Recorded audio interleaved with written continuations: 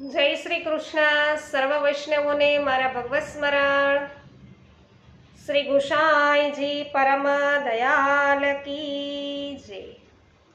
પુષ્ટિ સત્સંગ ચેનલમાં આપ સર્વ વૈષ્ણવજનોનું હાર્દિક સ્વાગત કરું છું. વૈષ્ણવો, આજે સત્સંગમાં 252 વૈષ્ણવોની વાર્તામાં વૈષ્ણવ 106 એક વ્રજવાસી કે જેને શ્રી ગુસાઈજીએ પરે કહ્યું. તો વૈષ્ણવો, આ વ્રજવાસી ખૂબ જ ભોળો છે અને શ્રી ગુસાઈજીની કૃપાથી વૈષ્ણવો પરે પ્રભુ છે એમની સાથે હવે હળી ગયા છે અને બંને સાથે મળી અને સુરત જવા નીકળ્યા છે. અપ્સરા કુંડે વૈષ્ણવો રાત્રિવાસ કરે છે. પ્રભુ ત્યારથી મંદિરમાં પધારે છે અને હવે આપણે વાર્તા પ્રસંગ આગળ જોઈએ. પછી સવારે શ્રીનાથજી આવી અને તેને જગાડીને કે અરે ભૈલા ઉઠ, એને એમ કહી અને જગાડે છે પ્રભુ. એટલે એ જાગે છે અને કેડ બાંધીને તૈયાર થાય છે. તો તેઓ તેને ચાલવાનું કહે છે. પછી સુરત તો આવી ગયું એમ થોડીક વાર રહીને પ્રભુ કહે છે. તે કહે છે કે ભૈલા, મેં તો એવું સાંભળ્યું હતું કે સુરત પહોંચતા તો 2 મહિનાનો સમય લાગે. તે આપણે તો એક જ દિવસમાં અહીંયા સુરત આવી ગયા. આવો અચંબો આ ભોળો છે એ વ્યક્ત કરે છે. ત્યારે શ્રી ગોવર્ધનનાથજી એને કહે છે કે ભૈલા, આપણે તો આખી રાત ચાલ્યા છે, મારા પગે થાકી ગયા છે, એ તને કાંઈ ખબર જ નથી. જો તે પોતે પણ છે થાકી ગયો છો. પછી શ્રીનાથજી હસી અને તેને ગામમાં જઈ અને ગામમાં અધિકારીઓ છે એનો ટહેલવાને પત્ર અને મહાપ્રસાદની થેલી આપી, અમે તો અહીંયા રહીશું નહીં, અમને ભેટ છે એ આજે જ તમે આપી દો, એમ તું ન્યા જઈને કહેજે. એમ ગોવર્ધનનાથજી આ ભોલાને કહી દીધું, સમજાવી દીધું. ત્યારે તેઓ તેને કહે છે કે તમે અહીંયા જ સૂઈ રહ્યો, મહાપ્રસાદ લ્યો, એમ તમને બધાય કહે કે તું એ બધાય પાસે એમ કહીશ ને કે અમારે રોકાવાનું નથી, અલ્યો આ તમને મહાપ્રસાદની થેલી આપું છું, બીડા આપું છું ને એમ કહીશ ને અને ભેટા જ આપી ગયો તો એમ કહે કે ભાઈ તમે અહીંયા પહેલાં તો સૂવો, આરામ કરો, મહાપ્રસાદ લ્યો, આમ બધું તને બધા વૈષ્ણવો કહે કે પણ તું કોઈની પણ વાત છે ને કાને ધરતો નહીં. શ્રીનાથજી બાવા કે તારું ને મારું સીધું લઈને તું અહીંયા મારી પાસે આવતો રહેજે કે આપણે અહીંયા જમીશું, એમ છે પ્રભુ એને કહે છે. તો અહીંયા અગત્યનો મુદ્દો એ છે કે ભગવાન આપણી સાથે હોય તો આપણું કામ ચપટી વગાડતામાં જ થઈ જાય છે. એક પળનો પણ વિલંબ થતો નથી. તેથી જ તો વૈષ્ણવો આ સુરત આવતા 2 માસ થાય એટલું અંતર છે એ એક જ દિવસમાં કાપી નાખે છે. તો અહીંયા ભગવાન છે એની ભક્ત ઉપરની કૃપા જ છે એ દર્શાવવામાં આવી છે. પછી એ વ્રજવાસી શ્રી ગોવર્ધનનાથજીનું કહેવું સાંભળીને ગામમાં આવી અધિકારી ટહેલવાઓને બધાને મળે છે અને પત્ર અને મહાપ્રસાદ તેમને આપે છે અને પોતાની ભેટ લાવવા કહે છે. વૈષ્ણવ ટહેલવા ત્યારે એવું એને કહે છે કે ભૈલા, અહીંયા તો ભેટિયા જે કોઈ આવે છે ને એ બધાય 2-4 મહિના રોકાય કે અહીંયા રહે છે. પછી તેમને મુકામ અમે આપીએ ત્યાં હવે તમે રહ્યો કે અને રોજ મહાપ્રસાદ લેજો. તે વ્રજવાસી કહે છે કે અરે ભાઈ, હું કાંઈ મહાપ્રસાદ એમાં કાંઈ સમજતો નથી, મને તો તમે સીધું આપી દો, મારે હાથે હું રસોઈ કરીશ અને સીધું છે નહીં આપો તો પછી બેટ લાવ. તો આજે હું રસોઈ નહીં કરું, કાલે ભંડારી પાસે સીધું લઈ અને ત્યાં જઈને પછી રસોઈ કરી લઈશ કે. ત્યારે વૈષ્ણવો ભંડારીમાંથી લેશે તે શું એક દિવસનો આ રસ્તો છે કે કાલ તું ત્યાંથી લેવાની વાત કરસતી. વ્રજવાસી કહે છે કે કાલે જ અમે ત્યાં રસોઈ કરી હતી અને આજે તો અહીંયા રસોઈ કરીશું. આ સાંભળીને બધા વૈષ્ણવો મૌન રહેશે કે લે આ કાલ ત્યાં કઈ રીતે રસોઈ, આજ સુરતમાં પૂગી ગયો. અને મનોમન વિચારે છે કે આગળનો વ્રજવાસી ભોળો લાગે છે કે પ્રભુની કાંઈક લીલાજામાં હોય છે, કાંઈ ખબર નથી પડતી. પછી પત્ર ખોલીને જોવે છે ને તેમાં કાલની તિથિ મિતિન બધું કાલનું જ છે કે લે આ તો કાલનો જ લખેલો પત્ર છે. પછી કહે છે કે ભાઈ પત્ર લખવામાં કાંઈ ભૂલ થઈ ગઈ છે, કદાચ એવું બને. મહાપ્રસાદ ખોલીને જોયું તો એમાં તાજું બીડું શ્રીનાથજીનું હતું. પાન તાજા હોય છે, તેથી વ્રજવાસીની વાતનો બધાને વિશ્વાસ બેસે છે. તેઓ એને કહે છે કે તું કહે છે તો તને સીધું અમે આપીએ અને કે તો તને પ્રસાદ આપીએ. એટલે એ કહે છે કે ભાઈ અમને તો સીધું આપો, અમે રસોઈ કરીને કરી લઈએ, ત્યાં સુધી છે તમે બધા ભેટ તૈયાર રાખજો, બરાબર, પત્ર તૈયાર કરીને રાખજો, અમે રાત્રે અહીંયા પાછા છે અમે અહીંથી ને પછી રહીશું નહીં, રાત્રેથી અહીંથી પાછા ફરશું. પછી વૈષ્ણવ એને સીધું આપે છે ત્યારે એ કહે છે કે અમને 2 સીધા આપો. તેઓ કહે છે કે તમે તો એક છો ને 2 સીધા શું કરવા, બીજું કોને ધરશો, કે કોના હારું, કેના હારું લ્યો? તો કે ભાઈ મારી સાથે શ્રી ગુસાઈજી એક પરે આપ્યો છે અને એ મારી સાથે છે, તો અમારે 2 સીધા, તેઓ પણ મને 2 જ સીધા આપે છે કે જેમાં ઘી અને ખાંડ ખૂબ મૂકેલા હોય છે. તો આ વ્રજવાસી શ્રીનાથજીની આજ્ઞાનું અક્ષરશઃ અહીંયા પાલન કરે છે. તે મહાપ્રસાદ લેવાની અને ત્યાં રહેવાની ના પાડી દે છે.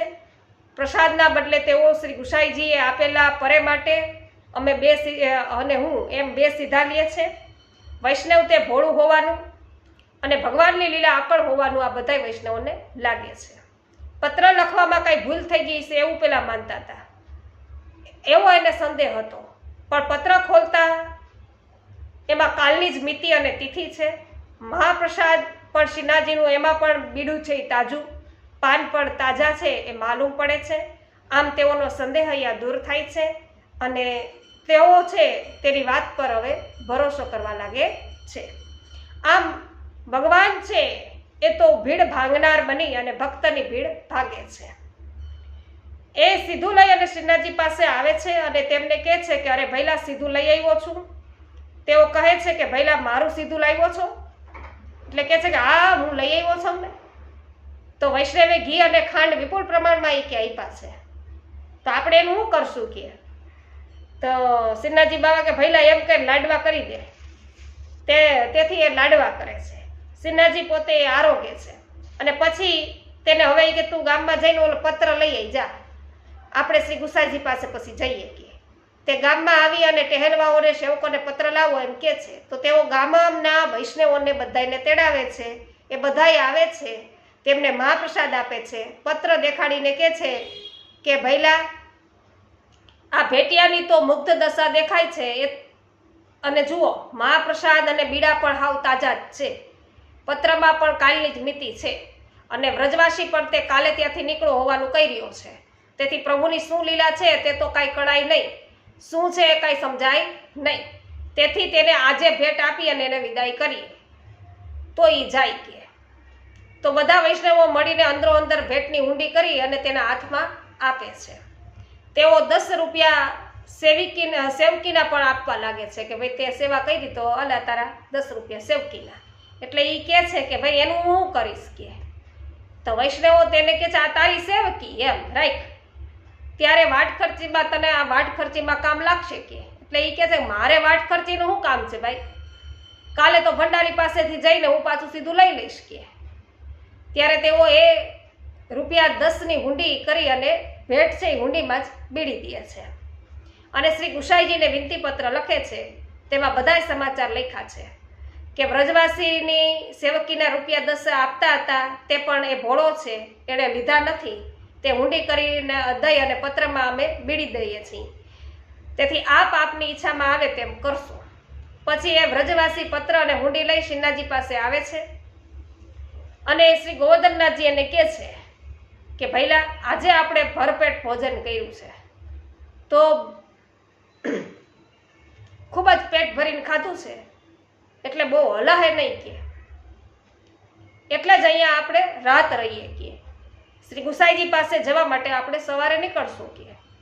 પછી વ્રજવાસી તો ત્યાં સૂઈ રહે છે અને શ્રીનાથજી તો પોતે મંદિરમાં પધારે છે.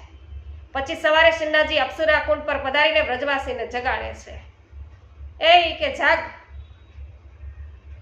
એટલે એ જાગે છે અને તેઓ એને કહે છે કે પહેલા તું ઝટ અધિકારીને પત્ર આપી અને ભંડારી પાસેથી સીધું લઈ અને ઝટપટ બિલચુ કુંડ પર આવીને રસોઈ કરી અને પોતે મંદિરમાં જાય છે. તો કોઈ માણસ છે એ જઈ અને અધિકારીને એવું કહે છે કે ઓલો વ્રજવાસી તો સુરત ગયો નથી લાગતો, અહીંયા આટા મારે છે. એટલે એને બોલાવીને પૂછે છે કે અરે અહીંયા તો તું કાંઈ કે સુરત ગયો નથી? ત્યારે તે સુરતથી લાવેલો પત્ર એના હાથમાં મૂકી દે છે. અધિકારી પત્ર જોઈને ચક્રાવે ચડી જાય કે આ ગદનું કેવી રીતે, આને હજી તો કાલ કીધું તું કે જા અને આ ત્યાંથી પત્ર લઈ આવ્યો. એટલે મનમાં વિચાર કરે છે કે આ એક દિવસમાં સુરત કઈ રીતે ગયો હશે, ક્યાંક ખોટો કાગળ તો નથી ને લખી લાવ્યો કોક પાસેથી ને. આમ વિચારીને પત્ર ખોલીને જુએ છે તો અંદર વૈષ્ણવો છે ને હુંડી પણ છે. પછી અધિકારી શ્રી ગુસાઈજીને વિનંતી કરે છે કે મહારાજ આ ભોલો વ્રજવાસી નથી, એને સુરત મોકલો. તો તે પત્ર અને હુંડી ત્રીજા દિવસે લઈને તો પાછો અહીંયા આવી ગયો છે. તો અહીંયા શ્રીનાથજી વૈષ્ણવો લીલા કરે છે. તેઓ વ્રજવાસીને ભર નિંદ્રામાંથી વૈષ્ણવો છે પહેલા તો નિંદ્રામાં નાખી દે છે અને પોતે મંદિરમાં પધારે છે. સવારે પધારીને જેને જગાડે છે તો કૃષ્ણ ભગવાનને તેના પિતા વસુદેવ વૈષ્ણવો ટોપલામાં મૂકીને લઈ જાય છે. ત્યારે કંસના કેદખાનાના દરવાજા આપોઆપ ખુલી ગયા હતા ને અને ચોકીદારો પણ બધા નિંદ્રાધીન થઈ ગયા છે. તો એ વાત યાદ તાજી થઈ જાય આપણને, આવી પ્રભુની લીલા. તો એ જમાનામાં ચાડી ચુગલી અને અધિકારીની ખુશામત કરનારા હતા ખરા, એવું આમાં વાર્તા પ્રસંગમાં જોવા મળ્યું. પછી શ્રી ગુસાઈજીએ પત્ર વાંચી વૈષ્ણવે લખેલા સમાચાર જાણ્યા છે અને બધી વાત પૂછે છે. એટલે વ્રજવાસી કહે છે કે અરે ભૈયા વિઠ્ઠલનાથ, તમે મારું કહ્યું માનશો નહીં, તમારા પરેને તમે પૂછી લ્યો. તો એ મારી સાથે આવ્યો તો કે. એટલે શ્રી ગુસાઈજી તેને પૂછે છે કે અરે ભૈલા, આ પરે કોણ છે કે? પરે કોણ કે? ત્યારે એ કહે છે કે તે દિવસે તમારી સાથે હસતો રમતો હતો ત્યારે તમે મારી સાથે પરે નહોતો આપ્યો, ત્યારે તમે મને પરે આપ્યો છે અને પરે એ સદાય બિલચુ પર મારી સાથે હવે રમે છે કે તે મારા હાથની રોટલી નિત્ય ખાય છે. પછી શ્રી ગુસાઈજી મંદિરમાં પધારે છે અને શ્રી શ્રીનાથજીના કપોલ પર ગાલ પર શ્રી હસ્ત ફેરવીને પૂછે છે ગુસાઈજી કે બાબા, ઓલો આ વ્રજવાસી સાથે આપ સુરત પધાર્યા હતા કે? શ્રીનાથજી કહે છે કે તો હું કરું, હું જાઉં ને, અને તો તમારા વચન પર વિશ્વાસ બેસી ગયો છે તો એ દિવસથી હું એની પાસે રહું છું કે શ્રીનાથજી કે. તો શ્રી ગુસાઈજી શ્રીનાથજીને વિનંતી કરે છે આજ્ઞા હોય તો એ વૈષ્ણવને કે પાતળ કરી દઉં. શ્રીનાથજી કહે છે કે એને પૂછી લેજો, એની જેમાં પ્રસન્નતા હોય એમ એને કરવા દેજો, એમ તમે કરો. તો એ જેમ રાજી એ રે ને એમ કરવું. તો આ વ્રજવાસીને શ્રી ગુસાઈજીના વચનમાં વૈષ્ણવ પાકો ભરોસો છે અને એ વિશ્વાસના કારણે શ્રીનાથજી એ દિવસથી તેની સાથે રહે છે, ભોજન કરે છે, તેમજ ભીલછુ કુંડ પર રોજ નિત્ય એની સાથે ખેલે પણ છે. તો એથી સેવ્યના વચનમાં હંમેશા વિશ્વાસ રાખવો જોઈએ. શ્રી મહાપ્રભુજીના શ્રી ગુસાઈજીના આપણા ગુરુના વચનમાં વૈષ્ણવ આપણને છે દ્રઢ વિશ્વાસ હોવો જોઈએ. વળી ભક્તની પ્રસન્નતા અને રાજીપામાં જ ભગવાનની પ્રસન્નતા હોય. એ જેમ રાજી રહે તેમ કરવું, એવો ભાવ છે અહીંયા જોવા મળ્યો. પછી શ્રી ગુસાઈજી એ વ્રજવાસીને અરે ભૈલા, તને કે હું પાતળ કરી દઉં એમ પૂછે છે. એટલે એ કહે છે કે હું તો તમારી પાતળ બાતળ કાંઈ સમજુ નહીં, એમાં મને તો બસ બે સીધા તમે આપજો તો તમારા પરેને રસોઈ કરીને દઈશ, એક સીધું આપશો તો ખાલી મારી કરીને ખાઈશ. પછી શ્રી પ્રભુ શ્રીનાથજીના ખાસા ભંડારીને બોલાવીને કહે છે કે એને બે સીધા છે એ ખાસામાંથી આપવાની આજ્ઞા કરી.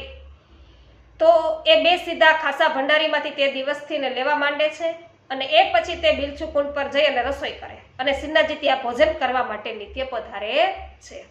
આમ શ્રી ઠાકોરજી શ્રીનાથજી આવી કૃપા કરે, બરાબર, કૃપા સદાય છે તેમના પર કરતા રહે છે. તેઓ તેની સાથે હસી મજાક કરે છે, ખેલે છે અને સદાય પ્રસન્નતાથી રહે છે. તો આ વ્રજવાસી આટલો બધો ભોળો કે તે પાતળ અને સીધા અંગે કંઈ સમજતો જ નથી. તેથી શ્રી ગુસાઈજી તેને પાતળ ધરું એમ પૂછે છે. એટલે કહે છે કે હું તો ભાઈ તમે કાંઈ પાતળ બાતળમાં કાંઈ સમજુ નહીં. પાછી સાફ વાત તેમને કહી દે છે, હાવ ભોળો, હાવ નિખાલસ વાત કરી દે કે મને બે સીધા આપજો કે તો હું પરે પ્રભુની રસોઈ કરીશ, નકર નહીં કરું કે મારી એકલાની કરીશ. તો તેના આવા ભોળપણ અને શ્રી ગુસાઈજીના વચન પર વિશ્વાસના કારણે શ્રીનાથજી સદાય તેના પર પ્રસન્ન રહે છે. તેથી રસોઈ આરોગ્ય છે વૈષ્ણવ પ્રભુ એમની સાથે અને બિલછુ કુંડ પર તેની સાથે ખેલે છે, હસી મજાક પણ કરે છે. તો આ વ્રજવાસી શ્રી ગુસાઈજીનો આવો પરમ કૃપાપાત્ર ભગવદીય હતો. એની વાર્તા ક્યાં સુધી કહેવી શ્રી ગુસાઈજી પરમ દયાલ કી જય, શ્રી ગોવર્ધનનાથ કી જય।